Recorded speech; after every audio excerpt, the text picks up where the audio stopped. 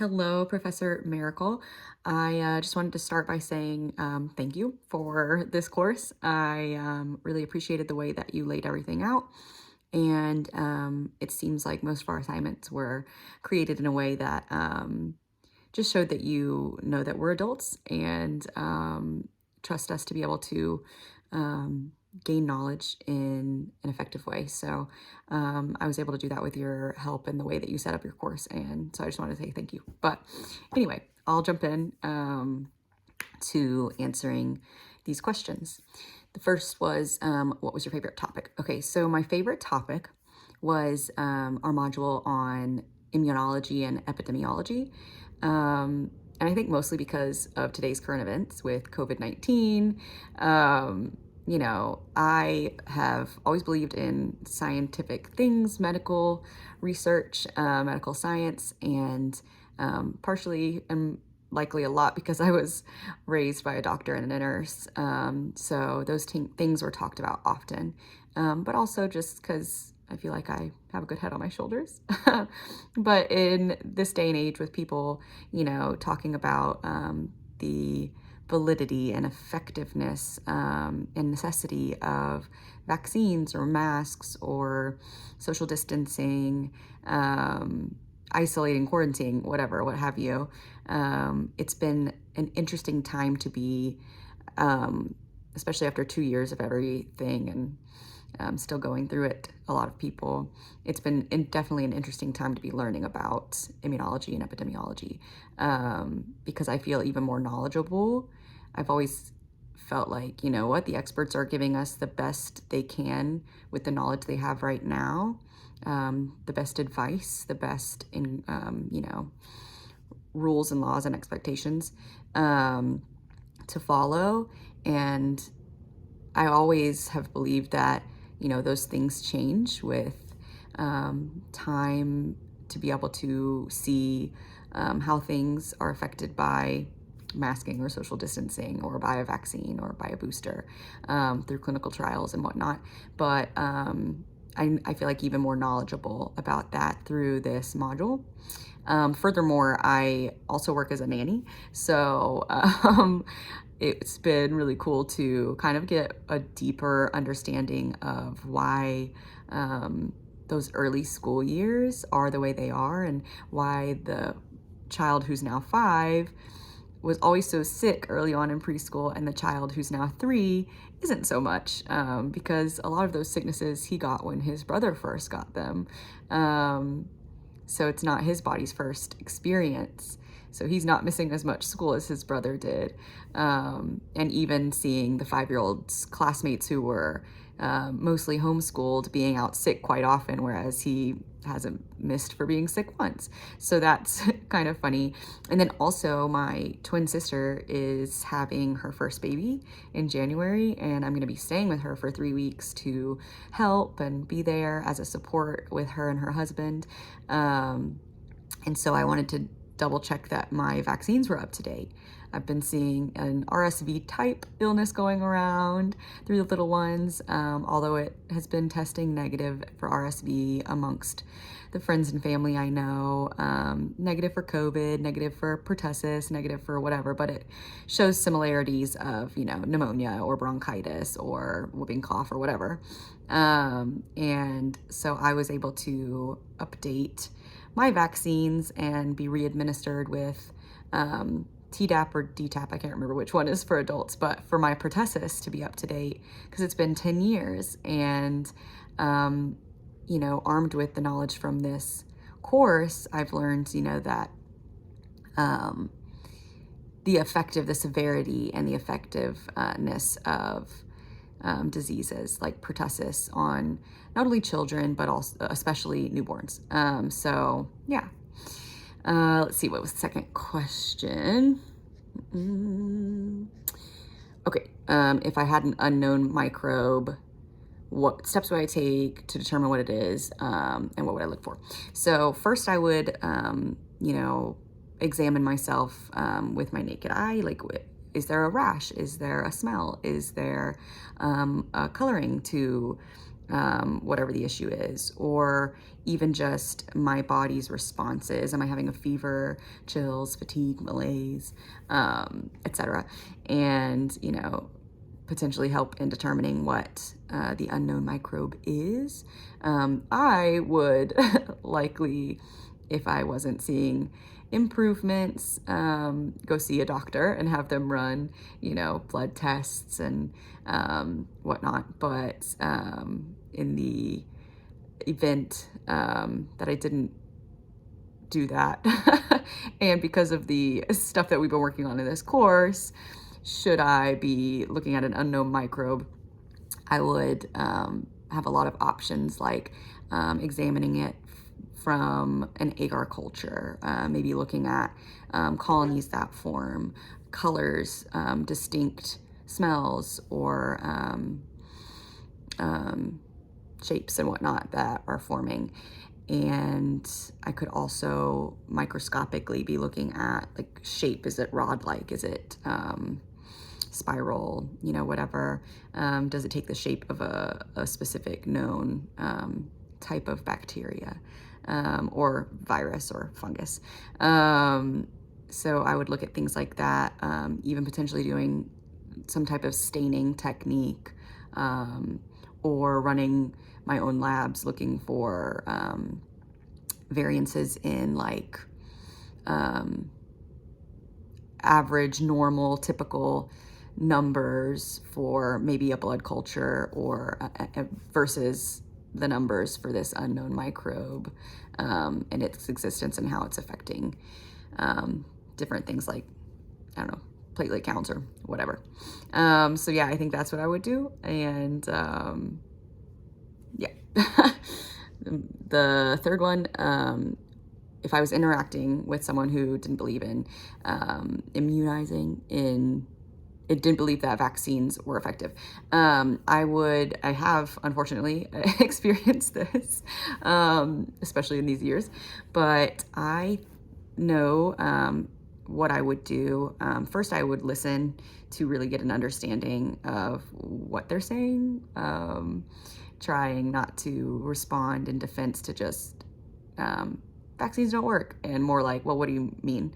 And then that way I could have a more thought out response to what they have to say, but armed with this knowledge. I think I would discuss with them, like, just average doctor trust. Do you go to a doctor for, pain or sickness or whatever, and why, and why do you trust doctors, and that being a good jumping point to jump into, like, the growth of scientific knowledge and medical knowledge, and how the things and that our doctors and government in this case tell us to do when it comes to vaccines is because of the knowledge that they have. So that would be something I would definitely would be my jumping off point. And then, potentially they have specific concerns, and likely concerns that come from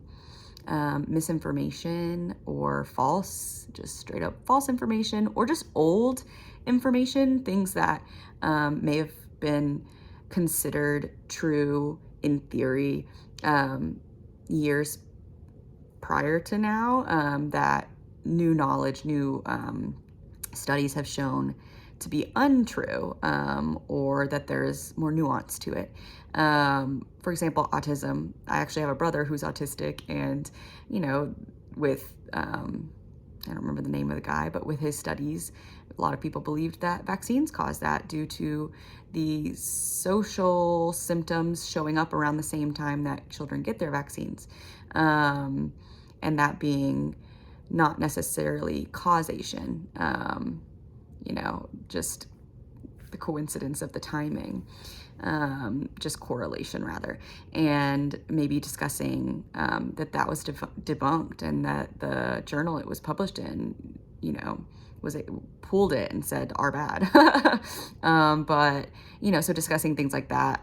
But also, I'm not a big numbers person, but I would still want to jump into statistics of, like, different things like polio or pertussis or Black Death, the plague, just different things that we have been vaccinated for, most of us as children, that used to kill people, or at least severely hinder their normal abilities in their lives, and discussing, the statistics then versus now for things that were eradicated, but also things that became endemic, seasonal, or things that even vaccines have given us a defense that makes such diseases less severe when we contract them.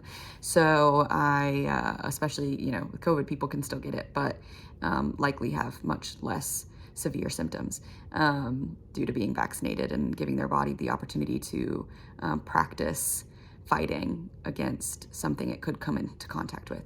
So I think it would be discussions like that. Yeah. And then let's see, the fourth, at least 2 positive and 2 negative relationships that humans have with microbes. So I think the biggest thing I learned about our interactions or our relationships with microbes was the different types. I remember commensalism, or commensal relationships, where the microbe the bacteria or whatever, is receiving something good, whereas the host, the person, is not even really affected, either for good or bad.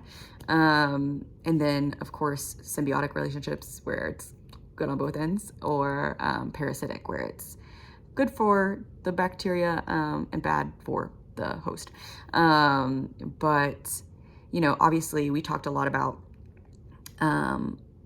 good bacteria in our on our skin, in our airways, our nose, throat, lungs, but also digestive tract. So positive relationship we have with a lot of microbes is our microbial world in our digestive system that helps to break down our food and make our body use it the way it needs to. And then all the different types of bacterial relationships we have in our skin and our lungs, helping to fight against things that would be bad for our body. They get to feed off those things, but keep us from being affected by them for the negative. We also have the parasitic relationships, foodborne illnesses, diseases like the ones I've mentioned before, and other ones that, like normal sicknesses, the flu, pneumonia, bronchitis, stuff like that. So those bacteria feeding off of us and causing us to have negative occurrences, I guess, due to their relationship with us. And that's one negative. Another negative, I think, would be how bacteria and fungi and viruses can affect our food crops. So there can be different blight on food crops, or wheat rust, things like that can cause our food sources to be wiped out or affected for the negative, create a recall, if there's E. coli on a plant or food, or whatever. So yeah, I think that answers that. And then applications of many applications of microbes. List and describe 5 uses of microbes. So I would say, obviously, one would be creating some foods like dairy products, bread, wine, cheese, through fermentation. So different bacteria, being fungi, viruses. I keep saying all 3, but that's what I mean. Different microbes being fermented to create cheese, yogurt, milk products, bread with yeast and wine and all that. So that's one. And then another use would be the creation of steroids and antibiotics and antivirals, you know, those specific enzymes being pulled from microbes and then being used to create antibiotics and antivirals to help us get over sicknesses, but also to create different types of steroids, steroid creams that we use, inhalers, corticosteroids to help with inflammation, steroids that are injected to fight off different viruses. So yeah, that's another one. And then there's so many, and then you just go blank because there's so many. And oh shoot, I'm running out of time. I went over time. I apologize for going over time. And then there are microbes that are used to create like vitamins, like B12 is a vitamin that we need to function, and it can be created by microbes. Also, like an alternative to fossil fuels, like ethanol, is created that way. And the creation of like insecticides to prevent crop disease or to deter or kill insects, rodents, whatever that could affect our agriculture. So yes, again, sorry for going over time, and those are my answers.